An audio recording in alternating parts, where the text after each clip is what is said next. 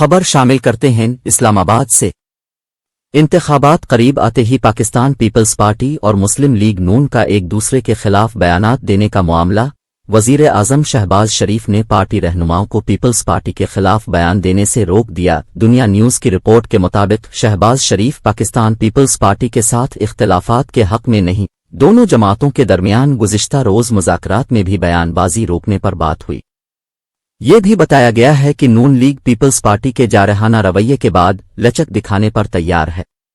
نون league نے سیلاب متاثرین کے گھروں کی بحالی، تباہ انفراسٹرکچر کے لیے فنڈ کی حامی بھر لی۔ نون لیگی وزراء نے یقین دہانی کرائی کہ PECDP میں رقم رکھی جائے گی، فوری ریلیز بھی ہوگی۔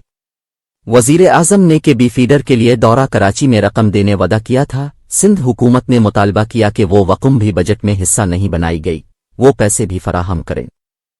کراچی کے لیے اہم کت فور منصوبے کے لیے کم پیسے رکھے گئے۔ ذرائع پیپلز پارٹی کا کہنا ہے کہ نون لیگی وفد نے سندھ کے جائز مطالبات تسلیم کیے۔